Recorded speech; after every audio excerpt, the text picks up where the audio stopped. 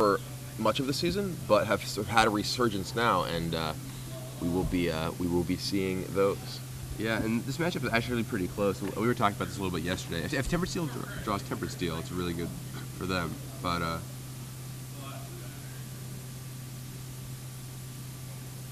so do we actually have the match we thought we had? It looks like we have Mono Red with Michael Tabler on the left of the screen, and then on the right, the deck list that we have here for Chris Lewis seems to indicate that he is actually I think there's blue-white control. So Chris Lewis was not in the top 8 of this tournament. Yes, I believe we have the wrong name and deck list on this. Blue-black control, aka turn 1 plane signal pest go. Yes. So we had it right, and the deck list we were headed apparently was not the correct one. I have the deck list online though. We'll right. Look at this Tempered Steel deck. Thank goodness for the internet. So Chris Lewis chooses the correct planes I believe for his Tempered Steel deck. And it's also not Chris Lewis. I believe it's who is? Oh no, it is Chris Lewis. It's just I actually believe we there are got just a different two Chris Lewis. Lewis. I believe we got a necklace insane. for a different Chris Lewis who's here in the top 8. List looks pretty stock. He's got a lot of things you expect to see. Only 3 Glinthawk Idol, which is a little low. 3 Porcelain Legionnaire, which a lot of people cut. 4 Glinthawk. 3 Contested Warzone, which they don't all have.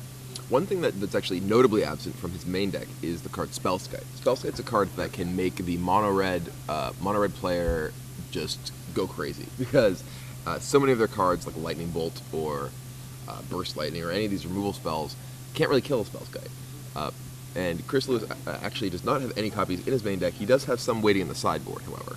Yep, he's got 3 in his sideboard for this matchup and also for the for Splinter Twin, no doubt. Oh, Arc Trail on Ornithopter. We have seen Michael Tabler come out of the gates with Force Bolt and Arc Trail, both of which are very, very powerful against Tempered Steel. If we take a look at his deck list, he actually has 3 copies of Force Bolt and 2 copies of Arc Trail, both in his main deck.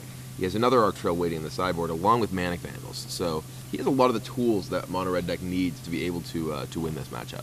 Yeah, I mean, some of the older Mono Red decks without those cards might have a really difficult time. Of course, one of the breaker cards you can draw in this matchup is just Tempered Steel. The card Tempered Steel is by far the most important card for the white artifact player.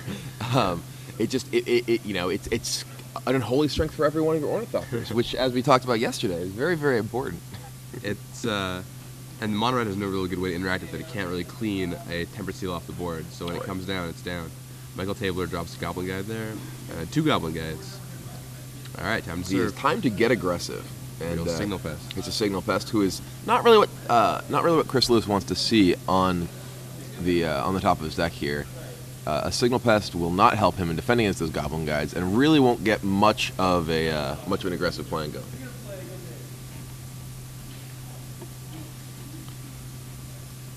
So Michael Tabler looks to fetch, and he plays a Grim Lavamancer. Grim Lavamancer is another card. It's huge. It seems like we're just rattling off cards that are problematic for Tempered Steel, which really is the way that a lot of these Mono Red decks are set up. I mean, between the removal spells that can hit multiple creatures, Force Bolt, Arc Trail, Stagger Shock, Grim Lavamancer, another reusable source of removal. Tempered Steel is really, really very heavily reliant on actually drawing its namesake card. Yeah, I mean, otherwise you just have this, piddly army of 1/1s and 0/2s, and it looks pretty bad compared to a lot of Mono Red creatures. But of course, you play Tempered Steel, suddenly everything changes. Mono Red can't attack profitably, and in Block Constructed, Mono Red versus Tempered Steel was one of the sort of key matchups, and in that format, Arc Trail was legal and wasn't even very popular against the Mono Red decks, just because Arc Trail just because Tempered Steel was such a big deal. If you couldn't actually kill their creatures after they played a Tempered Steel, in that format, because everyone was prepared for Tempered Steel, the Tempered Steel decks often played a lot more cards like Origin Spellbomb that could give them card advantage and let them sort of grind through the removal. And find Tempered Steel easier too. Right. So in Standard, the decks are much more sort of streamlined and aggressive, because they don't have to fight through the same sort of hate that they did in that format. So Hero of Oxidridge comes down for Michael Tabler, and that's going to push through a levy of damage on Chris. 4, 5, 6, 7, 8, 9, 10, 11, 12 points. So drops Chris to 3. It's going to be pretty hard pressed to win this game. And I would not be surprised if he just started picking up those pretty planes. They are nice planes. All right, yep, and that's that. Michael Tabler takes it down. So a very quick game one. And not really too surprising. This is a matchup that both decks are very, very aggressive, and they can certainly each come out to a blazing start that can put the other in quite a bind.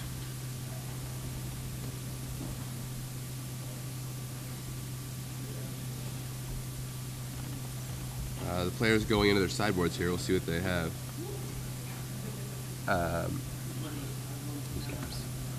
We'll see what they have. Let's see. Michael Tabler has a couple Dismembers he can bring in. 3 Manic Vandals, which are going to be huge here. 3 Manic Vandals are an Arc Trail. Basically, Flame Tonkabus. It'll be interesting to see if he chooses to bring in Dismember. Yeah, I mean, it's just another removal spell if he wants it. He may or may not. I don't know that his deck really needs a Dismember. So we're gonna go and give you guys a trivia question real fast, and hope your mind's all ready to go this early in the morning. If you don't know how this works, pretty simple. We're gonna ask you a question. You're gonna respond on Twitter using the hashtag SCGPremium. We'll go through all the people, give the answer correctly, and choose one of them to win 6 months of premium. We'll give away 3 months in the quarterfinals, 6 months now, and a year in the finals of both tournaments. So you have a chance now, as well as later tonight. Now, one of the big decks from the standard format has been Cobblade, but they've been cutting one of their namesake cards recently. We talked a lot about this yesterday. A card that was really integral back in Stoneforge Mystic days that the top 8 list here had, but a lot of them have been cutting. Which card was that? Tell us, and you could win 6 months of free premium. So we'll think Manic Vandals definitely come in here. Yeah, I mean, Dismember probably. Dismember is sort of an odd card because it's a removal spell. But I mean, just look at this list here. Look at all these removal spells. I think the weakest cards are probably Hero of Oxid Ridge and Shrine of Burning Rage in the main deck. The Chandra's Phoenix is okay.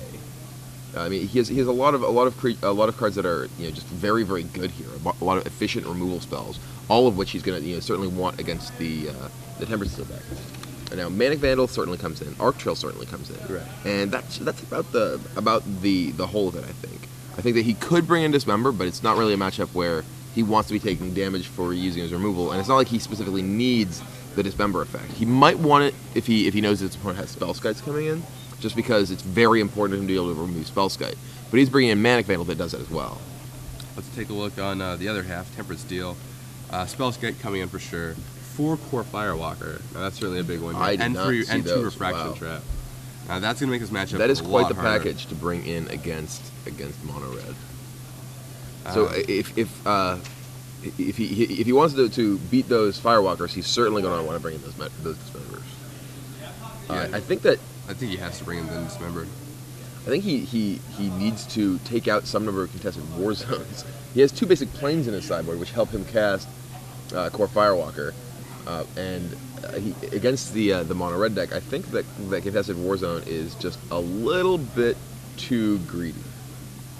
Yeah, I mean, I think that's why the planes are there, just so you can take out war zones, Right. bring in planes, and make sure you don't get messed up with your war zones. Yeah, I mean, in a lot of the block decks that were playing Tempered Steel, they would actually often have extra lands in their sideboard so they can board in cards like Hero of Bladehold and Indomitable Archangel, and often they would be also removing their contested war zones. Yeah, definitely. So yeah, I think if we know that Michael has to bring in these Dismembers now, how do you think that changes the sideboard? Because with 4 Firewalkers, Dismember absolutely has to come in. Yeah, for sure. So I think that now that I think there's 6 cards that he wants to bring, I think it's actually a pretty clean cut. You can take out the Hero of Oxid Ridge and the Shrine of Burning Rage, and go up to those 6. That said, Shrine of Burning Rage is another one of his ways to potentially deal with Core Firewalker, so he may want to keep more of those in. Yeah. So I could see cutting some number of Chandra's Phoenix. It's not really a creature attrition matchup, and his opponent doesn't really have removal other than Dispatch, which isn't gonna let Phoenix come back anyway. Is Dragonlord good here? Dragonlord's kind of interesting here because it's a totally reasonable guy. just as a 2-cost 2/2. As a 4/4 flyer, it actually stops a lot of the cards in the Tempered Steel deck, even with Tempered Steel in play. And his deck is actually reasonably well set up to keep Chris Lewis off of Metalcraft, so Dispatch actually can't just kill it.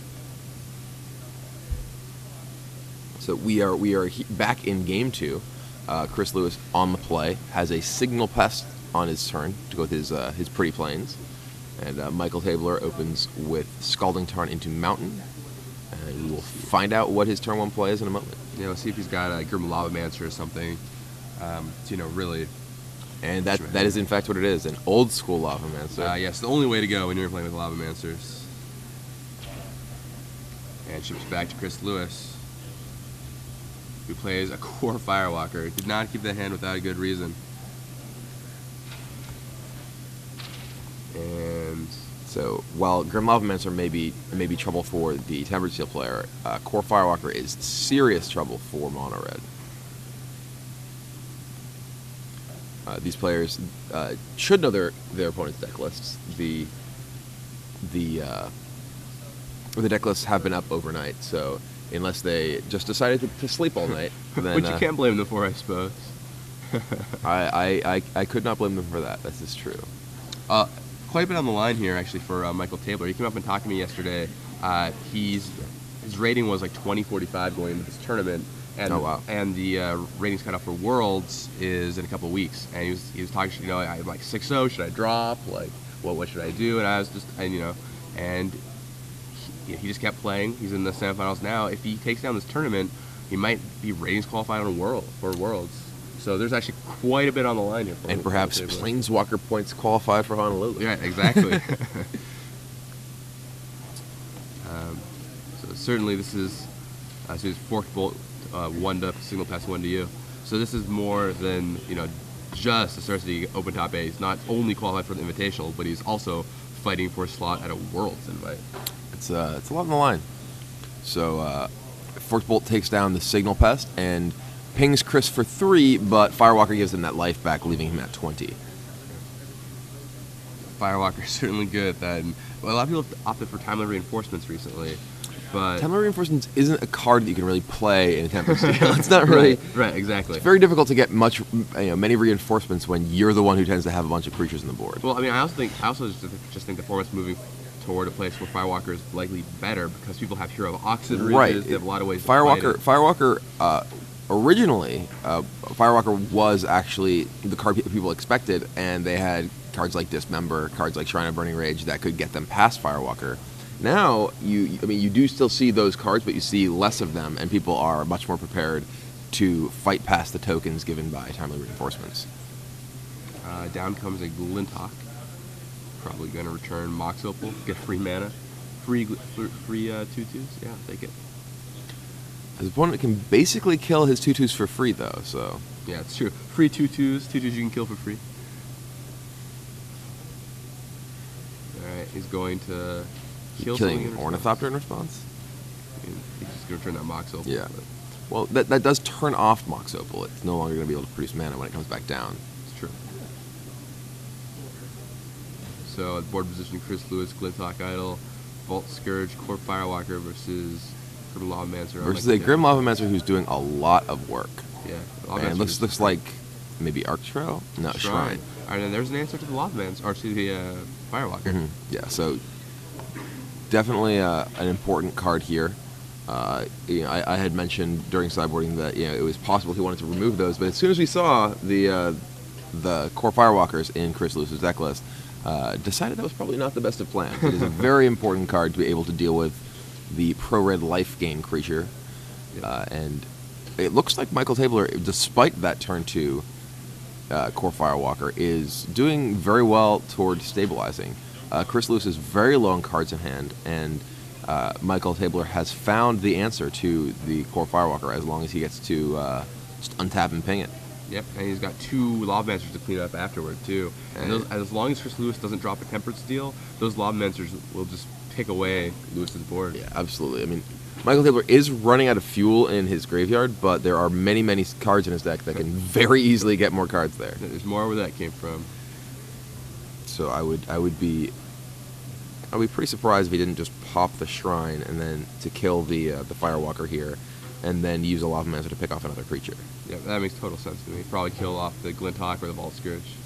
Probably the Vault Scourge. Depends on how worried he is about his own life total.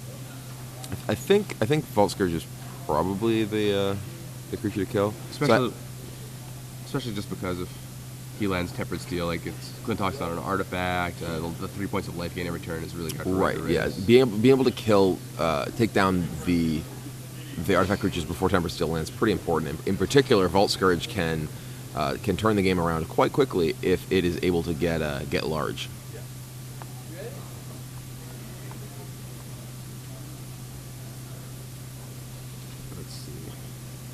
So Michael Tabler, despite what we think is shrining the Firewalker, is correct. He's still taking time thinking about it. Maybe he wants to do it on Chris's turn, potentially. Does Chris have any instant speed ways to mess with him? Let's see. It doesn't look like it. I mean, yeah, there's nothing that would stop that from working. Or no, there is Refraction Trap, which I guess the trap but is he's not going to be able to cast it. Well, he only has 3 mana open, and he hasn't cast a red spell, so he couldn't hard cast the trap, and he cannot alt cost the trap. Yeah, I mean, I would just trap cost the trap. Yeah, I would just crank this right now. Like, if you're just going to do it, a lot of players like to wait to the last possible moment because that's what you're taught. But it's actually just incorrect to do that a lot of the time. You know, something can happen. Chris could just play 4th land, have Refraction Trap in his hand. Definitely. He wants to kill that Firewalker before even the threat of Refraction Trap comes up. Exactly. But he's taking his time to think about this play. Does not want to make an error, which you can't blame him for. I mean, he's in the top. I think red decks are notoriously. A lot of people think they're very easy to play, and he does kill the Firewalker. Yeah. But they're actually very complex because if you make one wrong decision, you know, you miss 1 point of damage, 2 points of damage somewhere, you don't think about the game the right way, and that can be the whole match. I mean, there is definitely sort of a misnomer that control decks take skill, aggressive decks don't. Well, the fact that control decks have a longer period over which they make their decisions means that there's certainly more decisions, but those decisions are often less crucial. Right. If you do your math wrong and don't attack properly, or don't use your burn spells properly, or give your opponent a window that they should not have, you can very easily just lose the game. So apparently the Michael Tabler was actually asking for the Oracle wording on the Refraction Trap while he was which makes a lot of sense. You want to make sure, okay, can he get me here? What do I have to do? Yeah, Owen Turnwald is a pretty staunch. Like, he's played a ton of mono red, and he feels mono red is just one of the hardest decks to play. I remember he told me a long time ago that he felt mono red was one of the way harder than any control deck he had ever played, just because you're so unforgiving. Oh, and Arc Trail. Well, now I believe we are. Time. The trap is set. Probably. So kill Lavamancer. You can actually you can is it to one target, or can you divide it how you want for a Refraction Trap? Let's see. Let's bring up the. We should probably check the Oracle text too. I believe it's a single target. Refraction Trap says you prevent the next 2 damage the source of your choice would deal. So you target the Arc Trail, or you choose the Arc Trail to prevent that damage, and then you send it back. So he can prevent. So what is damage. The target for Refraction Trap? Well, it's got to be Arc Trail, right? Yeah, this is actually a one of those Moto moments. I remember trying to use Harm's Way on Magic Online. Oh yeah, and I always end up like killing my own creature because I tried to select my creature because I'm like, oh, I'm gonna choose my creature. It's like, no, you target the creature you're redirecting the damage to, and then you're choosing a source of damage that you're redirecting damage from. Or like Shining Shoal. So it's those. I mean, those sort of effects, because they don't target as damage prevention effects. They're choose the damage. And did he? Neither Lavamancer died. I think. He just went to the face. Went to the dome, yeah. I guess that makes some amount of sense because there's 2 Lavamancers there, and Chris wants to be able to sort of race. And it looks like Michael Tabler is actually out of Lavamancer fuel, and now he's throwing away a Lavamancer to fuel the other. Well, I mean that's completely understandable because he was. Oh, and he's not using his Lavamancer here. I guess if he's just planning to use it next turn anyway. Well, I mean, I suppose. It looks like his hand is another mountain. I think that's a Shrine of... Oh, Chandra's Phoenix. And we were talking about how Chandra's Phoenix may not be, necessarily the greatest card because these matchups are rarely about sort of attrition, and this is exactly what we're seeing now is Chris Lewis is trying to grind out mono red, which is pretty difficult when they have Lavamancers. Michael Tabler has to decide when the correct time to go for Lavamancer is. I would guess probably during Chris's upkeep is when you want to do it. I mean, well, it's also interesting. Which do you want to kill? There's no third artifact on Chris's side. That Mox Opal is currently dead. You can block the Glinthawk, and that's one that lets him use the mana. And he does not choose to. I would, if he attacked, I'd probably kill Vault Scourge or kill Glinthawk, block Vault Scourge with Chandra's Phoenix. That's probably why I did reasonable. Then comes Manic Vandal. That'll off the Vault Scourge. So Michael Tabler at 3 life looks to be stabilizing. And let's see. And Chandra's Phoenix starts to get busy, attacking Chris Lewis down to a precarious 20 life. Finally got it back to where he started. But all right, tags for 2, and Lavamancer at Glinthawk away. So what Chris Lewis really wants to draw just another Firewalker here. He would would be able to kill Michael Tabler in 2 attacks, barring any Shrine or Dismembers. Yeah, the thing about the Tempered Steel deck, it has no reach. So even though Michael Tabler is sitting at 3, he doesn't have to worry about dying out of nowhere at this point. And he can just attack, and now Michael Tabler is just 4 or 5 attacks away from offing Chris Lewis. The damage from a bunch of 2/2s does add up very quickly. Yep, exactly. Serves in with Phoenix and Manic Vandal.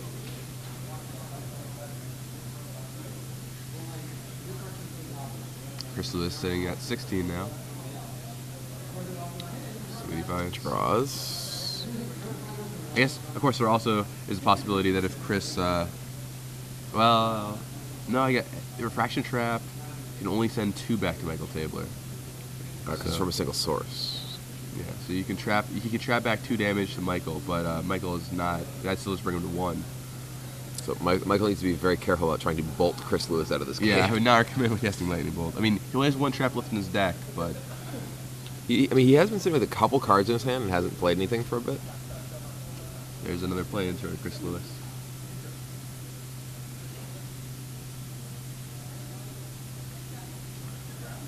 At what point does that Lavamancer just start getting in there? Because, I mean, it's not like Chris is going to have a haste creature. Well, Lavamancer right now is, if it attacks, it could die to Inkmoth Nexus. And Lavamancer is theoretically holding off a number of cards from Chris Lewis's hand. Theoretically, although, I mean, Michael has no fuel in his graveyard. That's true, yeah. And I guess it doesn't really change the clock that much. Because, you're just doing things in increments of 4. Right. It would be if it attacked every turn beginning from when he was at 20 life, it would be a 1-turn change in the clock. Yeah, there's a Scalding Tarn, but Scalding Tarn is kind of interesting because if he cracks it, that brings him to 2, that puts him in a Refraction Trap range. But does provide Lawmaster with more fuel though. So Michael Tabler just sending back Vandal.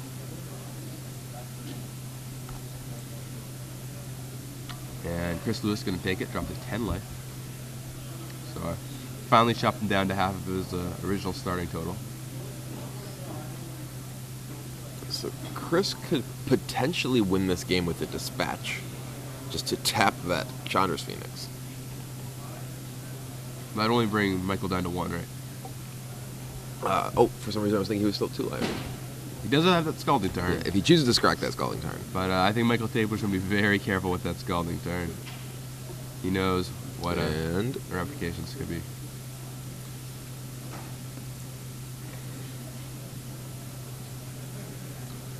Chris Lewis flicking a few cards back and forth in his hand.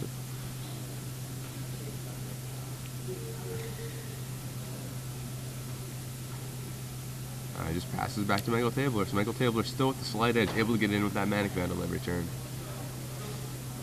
And churn away at Chris Lewis's life total. Vandalize you. Yeah, exactly.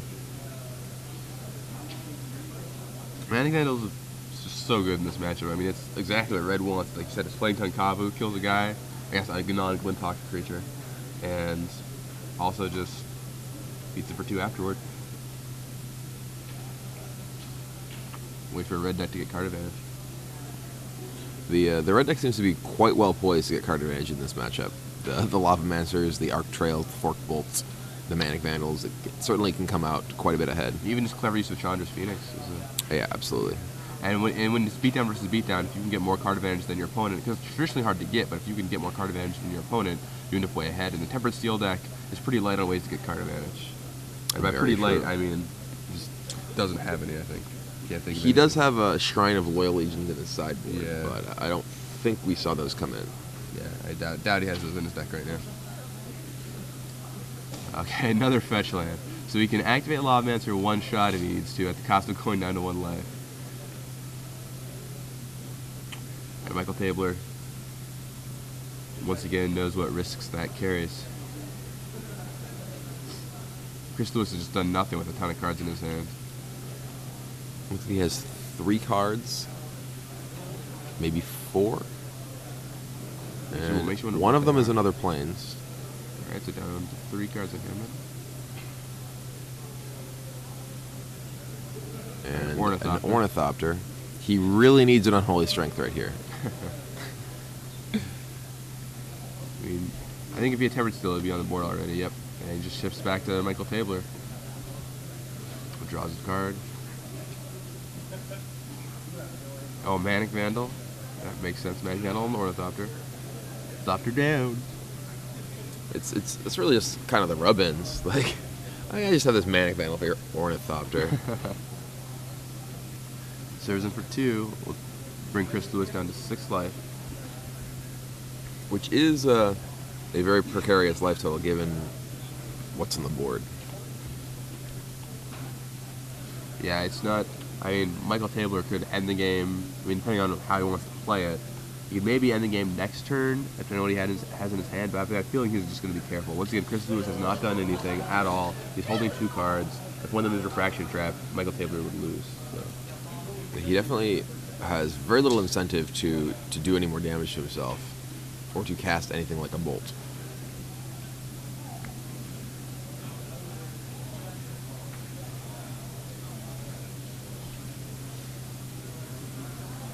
Let's see. Michael Tabler also has 2 cards in his hand, correct? It looks that way, Yeah, yes. 2 cards. Not totally sure what they are, but... Let's see, what he's got going on. I'm not really sure whose priority it is at the moment, who we're waiting for. I think we're waiting for Michael Tabler. I think he attacked, Chris took his damage. Or maybe there's a life total dispute potentially they were trying to resolve. No, I think they both reached for their life pads there. So, alright, and there's a Kargan Dragon Lord. Now that is a scary card right here. It's pretty easy to level up. And it could be a big threat. They don't really need a big threat here. Any of his threats are really enough to end this game. Yeah, I guess that's true. Actually, you kind of don't want a big threat, so you can't be refraction trapped out, right? That's kind of funny, You yeah. kind of want the opposite of a big threat. It's like, I'll let that guy through, and he'll kill you. Dude, I want exactly a 2/2 creature. But a lot of them. Yeah, a lot of 2/2 creatures. Which is what he has. Yeah, Michael Tabler has been the one deploying the 2/2s this game.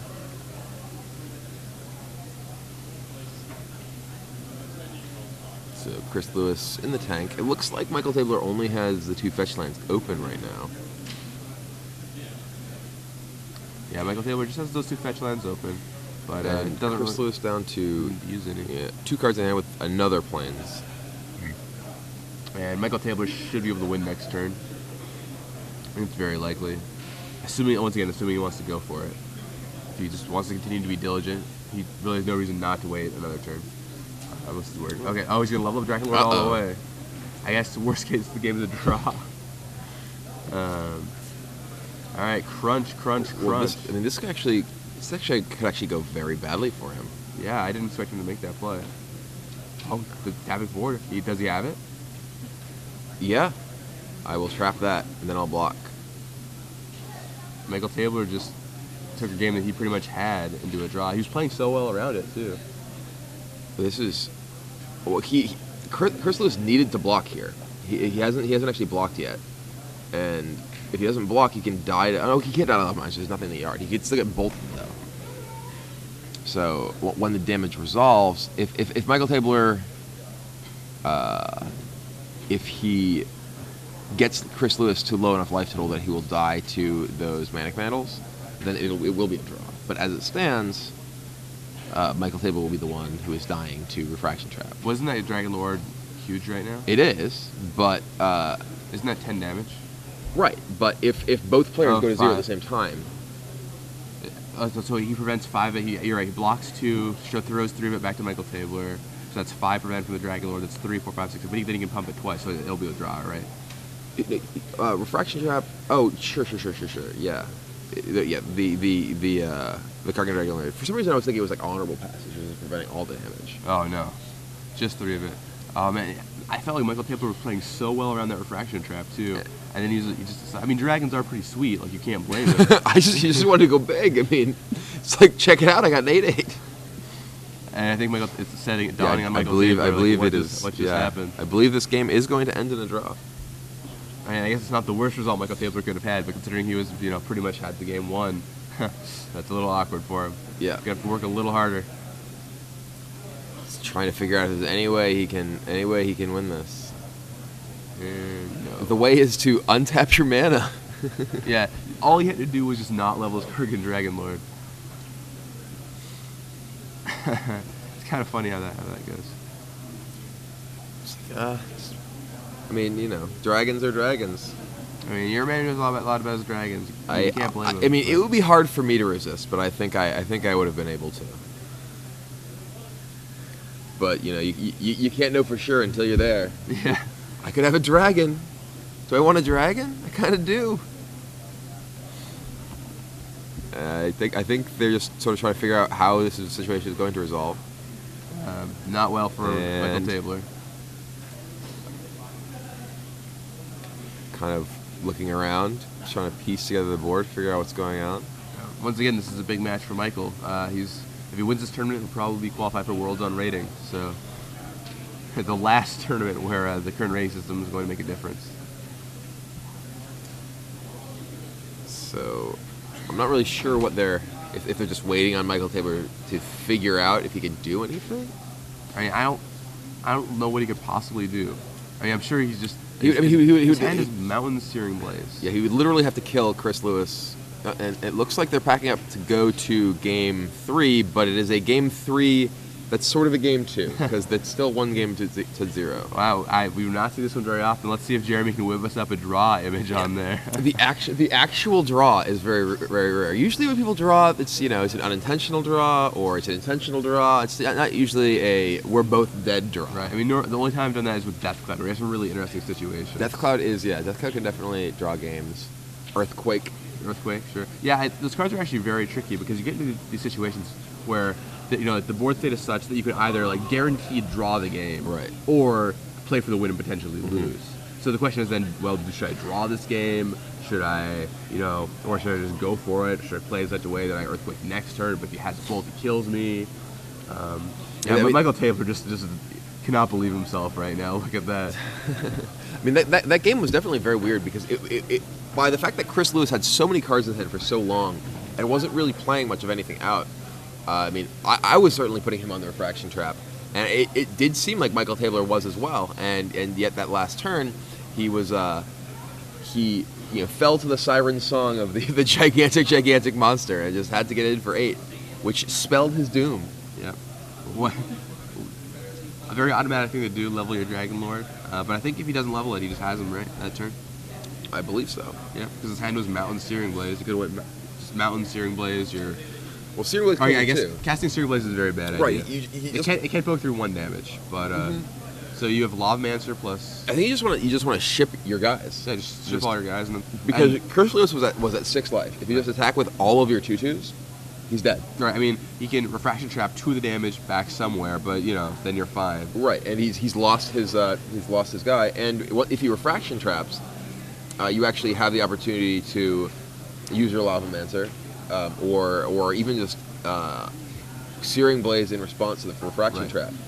And Michael Tabler knows that he only has 2 refraction traps. So by the time he's used the second one, he doesn't have to worry about that card anymore. I think the way he would have wanted to attack that last turn would be play his mountain and just attack with all of his 2/2s. Yep.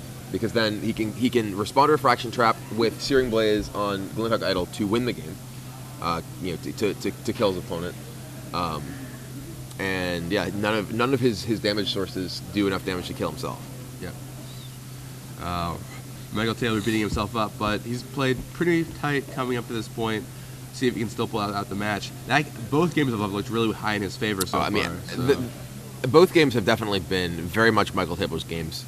He was completely in control in game one. In that game, he certainly he took a lot of damage early, but managed to stabilize, and he has just a lot of the very powerful cards against the Tempered Steel deck.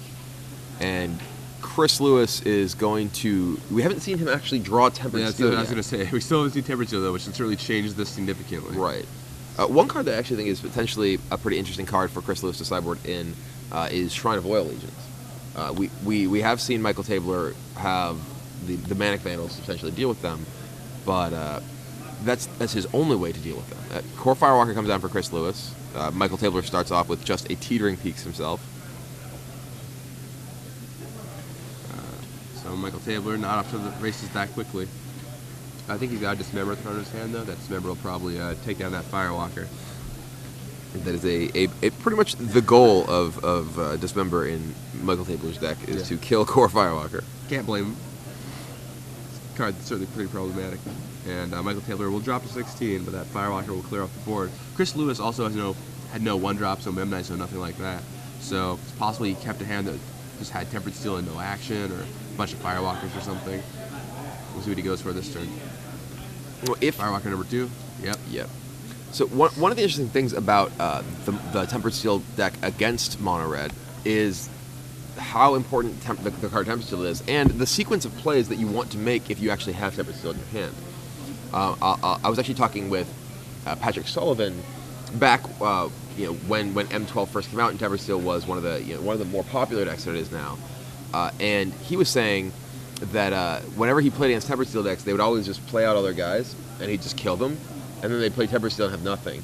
But the games where they just said go, Tempered Steel, guy, he never won. Kind of like what just happened here. He went Tempered Steel, Ornithopter. You definitely, and Chris Lewis is definitely on point with this. You want to get the Tempered Steel down before you play your Ornithopters. They need to be pre-Unholy Strength, so they can't just get killed by Arc Trail or Forkpool. So now we saw Michael Tabler in the previous games really dominate Chris Lewis's creature base with Arc Trail, with Forkbolt, with Grim Lavamancer. With that Tempered Steel down, that's just not going to happen. Yeah, and even though Chris has an artifact to do like draw, he's even got Inkmoth Nexus back there to start serving in if necessary. Well, we haven't actually seen Chris Lewis's hand. It's entirely possible that he has, a bevy of signal tests waiting in the wings here. He does have non-zero cost artifact creatures as well, and he may have been slow rolling them so that they could survive burn. I think Chris has 2 or 3 cards in his hand. 3, 4, 5, 6, 7. Probably has 3 cards in his hand. And down comes Manic Vandal. That'll pick off the Ornithopter. All right, that's a no frills way to kill an Ornithopter.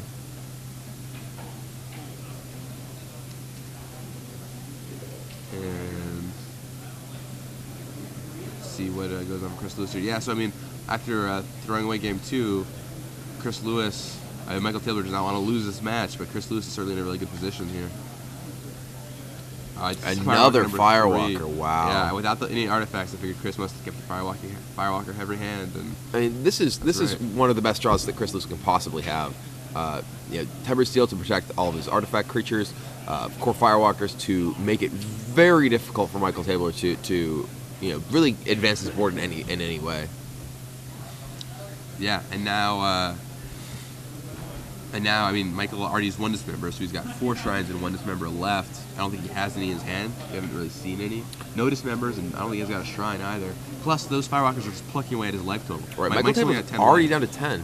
Those Firewalkers are not only keeping Chris Lewis from having any threat of being burned out, but also taking Michael Tabler's life total down very, very quickly.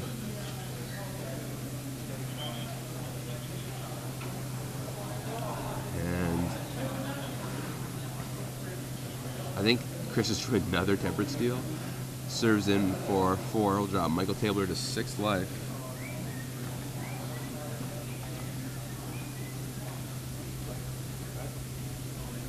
And taps 2 mana for Steel Overseer. Okay, a very lonely Steel Overseer. It's still a very large Steel Overseer at 3/3. Yeah, totally. And Chris Lewis has, and Mike Tabler has the game. Picks up his cards. He has apparently a game win. He has all of these. So this match at 1-1-1, not a score you usually hear. We're going to game 4, where Michael Tabler will be hoping to avenge his unfortunate demise at the hands of his own Kargan Dragon Lord in game 2. Yeah, that I'm sure. Or game 3. Yeah, I'm sure Michael Tabler not happy. Once again, just not happy about that. He knows he had the match, and that was a pretty big mistake. But of course, I think the true sign of a strong player here is just the ability to shake that off. Okay, I made a big mistake. I threw away a game. Whatever. I got more games to play. Yeah, like, I mean, that's a very important sort of skill ability to have in tournament Magic play, is not to go on tilt from that, not to beat yourself up about it, to just play one game at a time and focus on what you're doing right now rather than what happened 10 minutes ago. Right, exactly. I mean, because people make mistakes, like it happens. We were talking how even in the finals of the Pro Tour last week, we felt Josh Layton might have made a mistake in the finals. So it happens, and you just have to recover from that. Keep playing. So we were talking. I was talking last night about what the top 4 matchups would look like depending on how the bracket played out. We have a blue-black mirror in the other semifinals, and it seemed among people I talked to, it seemed like a pretty universal consensus that if Chris Lewis won this semifinal match, he would most likely be the champion. Yep. Tempered Steel is notoriously difficult for blue-black control to beat, especially since many blue-black control decks have moved back toward go for the throat rather than Doomblade. So if Chris Lewis can take this 4th game, he has a very good chance of raising the trophy. Where if Michael Tabler wins, things would be a lot closer. I mean, mono red versus blue black, I think it's pretty close. It definitely mono red versus blue black is a matchup that has a lot of possibility for either deck to win, though the Tempered Steel blue black matchup a little more lopsided. So I got here this morning and talked to Sean Long, who's playing in the other semifinal matchup right now, or rather he was. I did just hear some clapping. Yeah, and I asked him, well, how do you feel about your matchup? He said it was almost unwinnable. I asked him why. I was like, blue-black control mirrors. He was like, there's really a lot of things going on. He was like, my opponent has blood gas. After sideboarding, I don't have any blood gas. He said it's the absolute breaker. You just can't deal with it. Yeah, blood gas is a very, very powerful card against control decks. In particular, the blue-black mirror, which has nothing that stops them other than, until you get the Grave Titan, nothing does anything against the blood gas. And so Dustin Flora takes down Sean Long. Apparently the match went turn 1 Inquisition. Only card I can take, blood gas. Oh God. So. And that's not a situation where you can fail to find. Yeah. So he took a blood gas, then his opponent untapped to cast a second blood gas. So that was that. So Michael Tabler starts things off with the very important Grim Lavamancer. Chris Lewis looks to have more traditional draw. Opal, Ornithopter. Ooh, oh my. Nexus. Tap. Signal Pest. Do we have a dispatch here? Oh, wow. Glinthawk. Wow, this is like a modern affinity draw. Yeah, Frogmite Grape Shot. Seriously. I don't think Grape Shot was in many affinity decks. No, you don't think so? Now, this is exactly what we were just talking about, where if they unload all their guys fast, Red can use Cork Bolt, Arc Trail, etc. And do we have land Tempered Steel? That's really what the question of the hour is. That's and that's only 2 mana. 2 mana Spellskite. I mean, it's a good one, but I mean, here we have an army of 0 power creatures. That's not really an army that instills much fear in enemies. Of course, Chris Lewis is just one Temper Steel away from shifting Right. totally in this Not favor. yet. Not yet. Spellskite is really interesting against the cards like Fork Bolt and Arc Trail. The way it actually interacts is if you play Arc Trail targeting Spellskite and another creature, you can't redirect both targets to Spellskite, and if you Fork Bolt 2 creatures, you can't redirect both targets to Spellskite because Spellskite is already one of the targets. Right. And the Arc Trail you have to choose. The Arc Trail it works similarly with Inferno Titan. If Inferno Titan targets 3 creatures, one of them being Spellskite, nothing can be redirected. Right. 2 creatures, one of them being Spellskite, nothing can be redirected.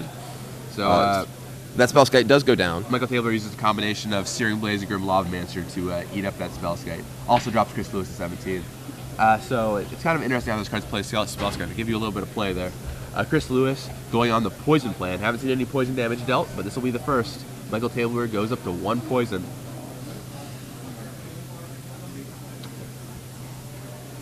Michael Tabler draws.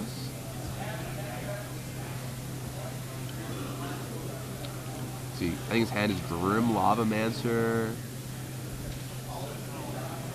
Maybe there's a Manic Vandal in there too. Vandalize Chris Lewis. Oh, it's Chandra's Phoenix. Okay. I think it might have been what I saw. That will come down and start getting some damage in.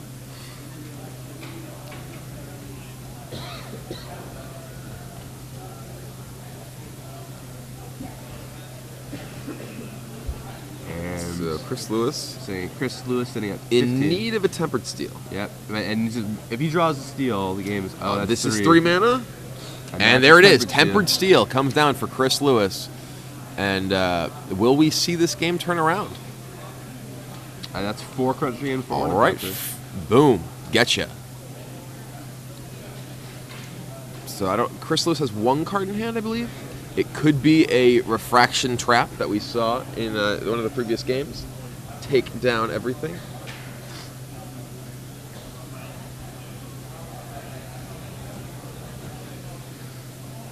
Alright. So Manic Vandal takes out one of the Ornithopters. Alright, well that's one way to fight a Tempered Steel. But still 3/3 Inkmoth Nexus. 2/4. That Nexus is lethal in 3 attacks. Yep. Though Chris Lewis is only at 15 life. Chris got in the ever so crucial 1 point of poison off that Inkmoth Nexus to make it only 3 attacks. It does make the clock much faster. It takes a full turn off. Attacks with the Lavamancer, looks like. It's going to chop Chris Lewis slightly down to 14. Little karate chop from the Lava Man there. And I'm just going to shift the turn, I think. Interesting. Is he just wants to block Ornithopter?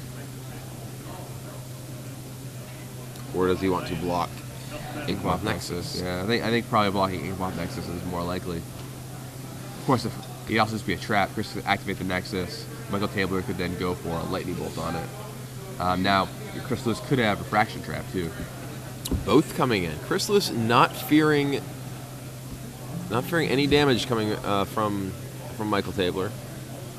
All right, Michael Tabler drops to 14. So the game is even here. Both players 14 life. One with Tempered Steel, though, that makes a huge difference. Michael Tabler. The other with a whole lot more cards. Certainly true. Michael Tabler has a lot of options in his hand. The question is, what is hiding out there? I think I see a Lavamancer. I don't know what else. The second Lavamancer doesn't do very much. Though a Shrine of Burning Rage. Wow, that'll help a little. Maybe. It's a little slow. Chris Lewis, it does have quite a bit of pressure on both fronts, poison and damage. Michael Tabler just coming in for 3. So Chris Lewis is going to drop to 11 there. And there's another Lavamancer. I'll put a counter on the Shrine of Burning Rage. Now Chris on his turn can serve it for 2 with the Thopter, 3 with the Poison Man. He might want to hold back that Ornithopter. Yeah, that Ornithopter is now holding off a lot more damage than it's doing. Yeah, I mean Chris might end up trading Ornithopter for Manic Vandal plus a Lavamancer activation, but I don't think he can profitably attack here. I mean, that's quite a bit of damage coming in from Chris on Chris Lewis next turn, unless Chris, of course, if Chris just draws an artifact creature. 3rd Lavamancer, and we have a powered up Shrine. So Shrine is going to be at 3 next turn, which means that it can take down Inkmoth Nexus if need be. We got the Lava Man triplets here. And fighting down Chris Lewis. Good old 1-1 beatdown. So Chris Lewis still has 2 cards in hand. One of the refraction trap. That's been the key card so far. Michael Tabler's board actually lets him play around refraction trap relatively well. He doesn't need to actually cast a red spell to. Right, and he's got those Lava Mancers, which are only doing 1 point of damage for the most part. Manic Vandal dealing 2. Activates Mob Nexus, going to serve in for Trace. So 3 poison, putting Michael Tabler to 4 poison. 2 more Ink Moth hits, and that will be all she wrote. Shrine goes to 3 counters, and now Michael Tabler not only has a reasonable answer to the Nexus, but also has a lot of burn he could throw at Chris Lewis's face. Yeah. He has the Tree of Lava Mancers, though only 2 cards in his yard, and then that Shrine, which is getting more and more deadly as the turns progress. Yeah, I mean, with that Shrine, I mean, if Chris probably has to attack with Nexus just to force Mike to blow the Shrine. Otherwise, the Shrine's just going to kill him. So, looks like Michael is sending in 2 of the Lava Mancers, along with that Manic Vandal. Now, Chris Lewis, still 2 cards in hand. Blocks the Manic Vandal. Takes 2 from the Lava Mancers, goes to 9 life.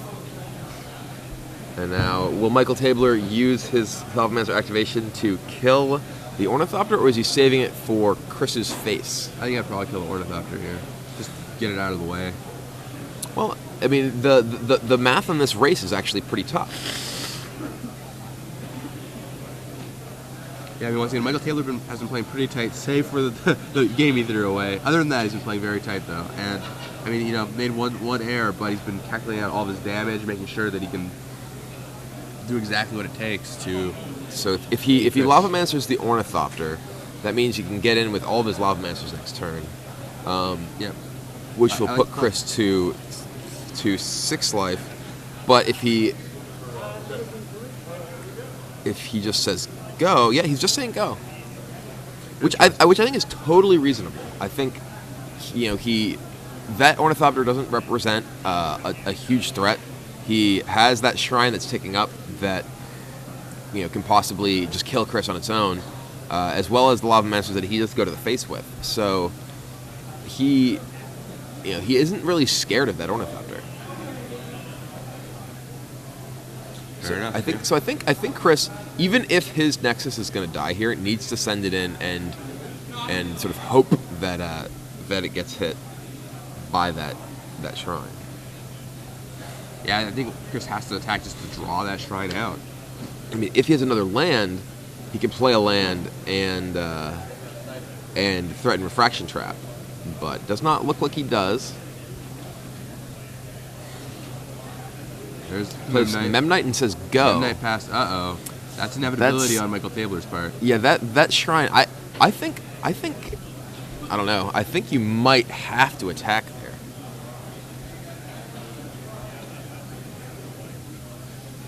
Like it prevents him from. Yeah, I think you have to try and draw out that Shrine. I agree. I think you have to attack there. So it looks like Michael Tabler is now 1 Lava Mancer away from losing this game. If he draws his 5th one, he has 4 in play now. So here's actually just suiciding Lava Mancers to get fuel for his other ones. It's kind of hilarious. Attack, attack. All right, block, block. I understand the jig is up. So It's cute. Oh, is that another Nexus? It's another Nexus, but I don't think the game's going to go another turn. Well, he does have. I believe he has. The way that he's played this game, it looks like he has Refraction Trap. So this puts Michael Tabler to 6 poison. He's going to get Lava Mancered. Just ran him to 7, and Lava Mancer. Oh. All right, you just played that Lava Mancer. Fair. Mm-hmm. So that goes Shrine up to is at 6. Is it Shrine 6 counter? So It's 5 or 6, I think. 5 lands for Michael Tabler. So he wants to Shoot you. All right. You can refraction trap this for the alternate cost of 4 mana. The alternate cost of its casting cost. And I think even if he traps it, the Law of Mancers are still lethal. I don't believe so. He's preventing 3 damage, right? So If the Shrine is for 6, the Law of Mancers are lethal. If the Shrine was only for 5, the Law of Mancers are lethal. yes, I think that's true. That's true. Yes. So I think the Shrine is on 6, judging how Michael has played this game. Yeah. I mean, looking, if he had attacked that turn before, if he had been forced to shrine it, he wouldn't have that shrine here. If Michael had been at 7 poison already, he would have been dead. He would have had to do something to that Inkmoth Nexus. Right. I mean, the way that the game progressed, the shrine was able to get big enough that he just could burn him right out. Yeah, I mean, Chris just handed Michael inevitability. Like, you can't just, when you're at 10 life or 7 life or something low like that, you can't just let red pick up their shrine because it's just going to kill you. And that's exactly what Chris Lewis did. And I think this game is Chris Lewis with the realization is dawning on that you might have made a small mistake, and that shrine Just got too big. All right, he's gonna trap it. At you. Trap it, throw it back. I have a response. So, I'm guessing that was a 6-point shrine. Yep, and then Law of Mastery twice. That's and it. there it is. Michael Tabler So Michael advances to Tabler the finals. pulls off a squeaker in that last game. Close. At game 4. Yeah, game 4. Michael Tabler takes down. And this is once again a big match for Michael Tabler.